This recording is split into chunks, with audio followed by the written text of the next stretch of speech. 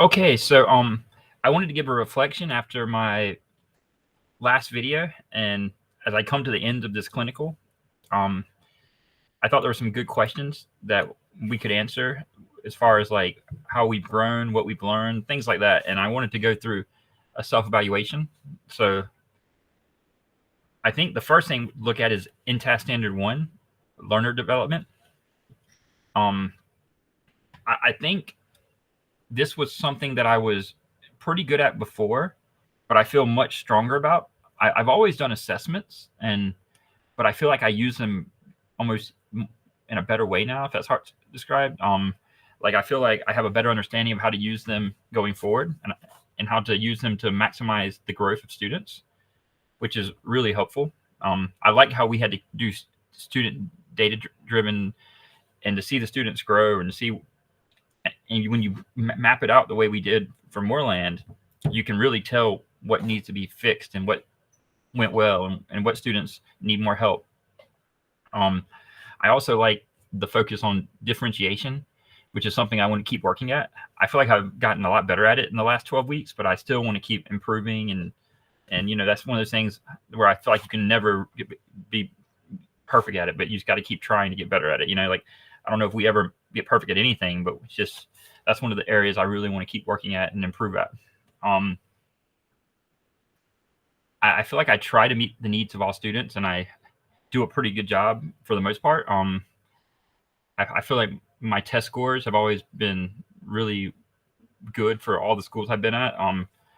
Even when I was a new teacher, I always had some of the highest scores for English. So I feel like I always try to make lessons where they meet the different learning styles of different students. And I think I was doing differentiation in some ways and not even realizing it, but I'm quite happy with some, like, the way students learn. I think that is one of my strengths. Learning differences is something where I really want to keep improving at. Tailoring the lessons culturally and things like that is sometimes not easy when you have a textbook you have to follow and things like that. But I feel like this is one of the things that Moreland really highlighted. I mean, it's the second InTASK standard for a reason, and it's something I'm going to keep trying to improve at. I feel like I do it okay, but it's something that I feel like I can do much better. And I feel like my last video, I really tried to incorporate so many different things, and I think it showed. Yeah.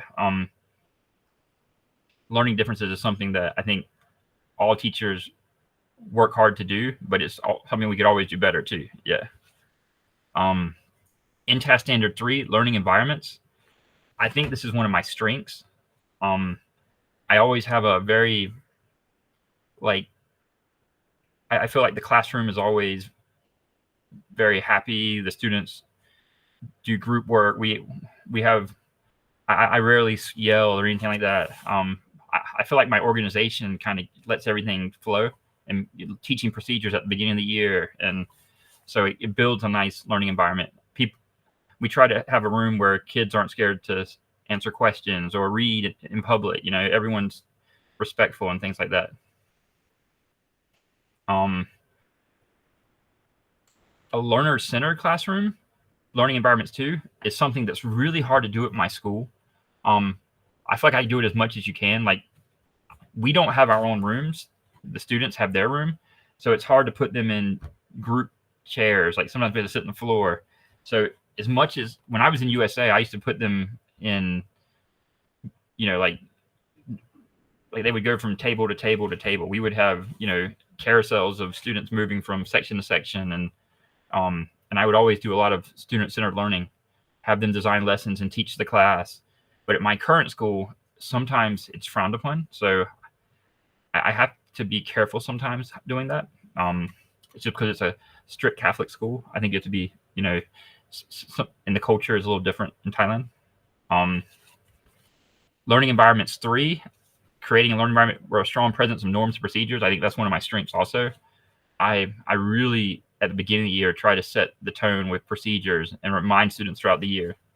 And I think when you do that, you don't have to be like the strict, mean teacher. You can just be, a good teacher. So I feel like that's something I always put a lot of effort into.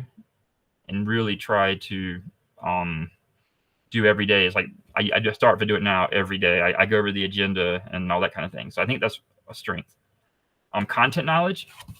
I feel the fact that I've taught the same like content for 5 years has kind of made it quite strong.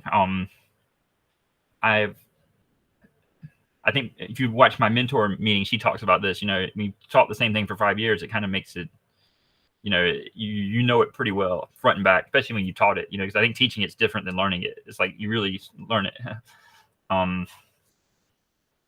Building on students' prior knowledge. I always try to do this. I always try to find out what they know, like a KWL chart and things like that. So I think that's something I try to do very well. Using resources and technology. I like to use Google Classroom a lot. I like to use Kahoot, Blukit, Quizwizard. There's so many different games, quizzes. I've done so many I've done, when we were online, I used a lot of like Whiteboard and things like that. Like Jamboard. I'm sorry, where you could just any kind of technology, Trello, you can mix into the classroom. I've always tried to implement it, and I think it really makes the class more fun, and it gives students a chance to use technology, so they become more proficient too. Even though I think for some of the younger kids, they're very proficient already, more than we were as kids. Application of content, create lessons and projects. I think this is another strong one for me. I'm such a super prepared person. My lessons are always planned out almost to overkill. So like I always like have assignments that go over the lesson. So if I don't get to them, if for whatever reason we get through something quickly, I use the timers. I try to always. My mom taught for 30 years, and she always said work bell to bell. So she said never give them a free moment. So I've kind of adopted that and changed states. I like to do a lot of so they don't lose focus and they don't get bored. So we keep moving from thing to thing and try to make it as fun as possible, especially at the end of the lesson. So I think that's something. In Task Standard 5, application of content number 2. If I was to be honest, this is probably my weakest. Integrating multiple perspectives. I want to try to be better at, maybe finding things that are more cultural set for the students so they can latch onto it. I think I do it sometimes with, like things they relate to. I always try to connect them to, like if there's a cartoon they like or a show. When I was in USA, the students would watch certain shows. I would use them as examples, so, but as far as like mixing the culture, it's something I do okay. Like I would say basic or proficient, but I'm not like something I can definitely improve at. It's something after doing this clinical that I want to try to do better at. Assessments. Almost every lesson I'm doing 4 or 5 assessments. So I feel like assessments are something I do pretty well, and I keep the data. I've learned so much in this course about keeping data. So I feel like this is something that I do pretty good. Planning for instruction, I would say, is a strength. Outstanding. I always plan a lot. In Task Standard 8, instructional strategies. I always try to monitor where students are at. And I think that's why my test scores have been so good over the years, because I always try to see where students are and use anything I can to make it more fun and enjoyable for them. I did a professional development years ago, and the lady who led the professional development told us to treat our subject like every student hates it. She said, act like every student in your class thinks you're teaching the most boring thing in the world. And so you have to make it enjoyable for them. It's also academic, so if you can find ways to make it fun but still keep it on the standards, you're going to have good success. And that's what I've always tried to do. Professional learning and ethical practices. I've always tried to follow those to the letter. I think that's something that every teacher should strive to do. And when I'm in USA or Thailand, it never changes.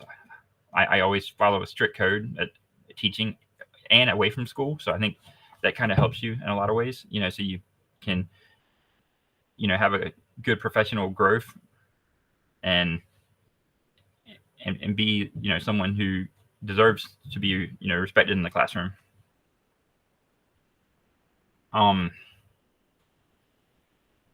Leadership and collaboration. At my school, I've always been one to try to take on leadership roles. I currently am in charge of the ninth grade English teachers for the ninth grade teachers for the English program.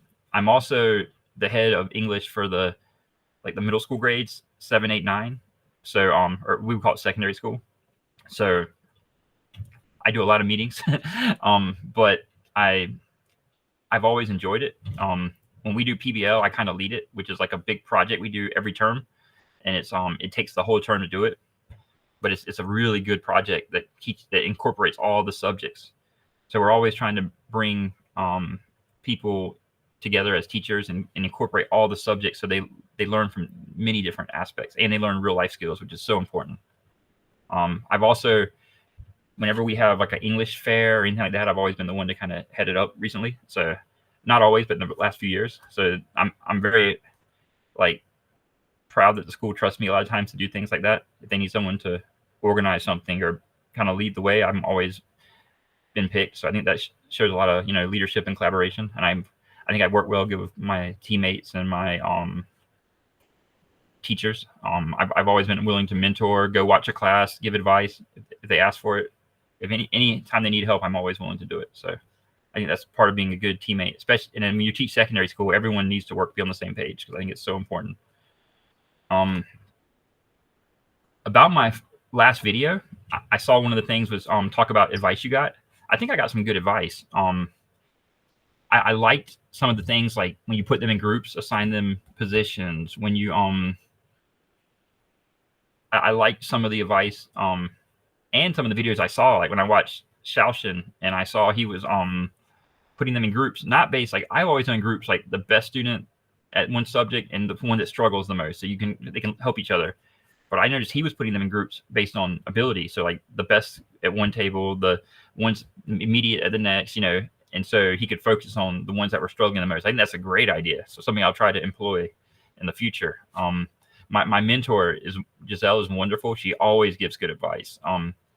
She rarely thinks anything's perfect with any teacher, and she'll tell you that. She doesn't like to give perfect scores. So she always has positive feedback, but feedback that can help you. And I think she's really knowledgeable. She's such a good teacher, and now she's like almost like an administrator. So she's like just good in so many different ways. So her input has been invaluable. I think I was very lucky in this clinical to have Michelle as the teacher, because she's given such good feedback and she's so positive. Like you always feel like you've done a good job and that you're improving. So that's been wonderful. Like when she suggested when you put them in groups to assign roles, I started doing that in the clinical, and it's made all the difference in group work. It's like they work better now. They all feel like they have a purpose of being there, which I think, so that's something I'm going to use always. That was just great advice.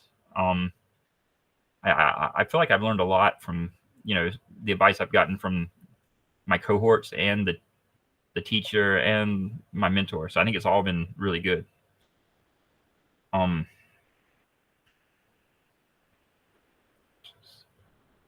I think as I review myself and go forward, I feel like I've improved so much. I've taught for 7 or 8 years. I got to think about it, but I feel like, so I've learned a lot, and I've always been lucky to have people around me who are willing to help me when I first started. And I've always kind of had this mindset that I can get better. So, and try to get better, don't think you know everything, but I'm actually almost shocked how much I picked up in such a short time doing this course. So I feel like it's been very beneficial. But anyway, that's my reflection of the meeting. I thought it went well. She was very gracious in her ratings and was very complimentary. So I thought that was very, nice. And I hope I can continue to meet that standard. And I'm really, proud of how the last video went, and how I was able to incorporate almost all the INTAS standards except for 10 were in that. Like I think you can see the lesson planning, you can see technology, you can see the groups, reflect on prior knowledge, look at a picture, think pair share, think wonder pair. I think I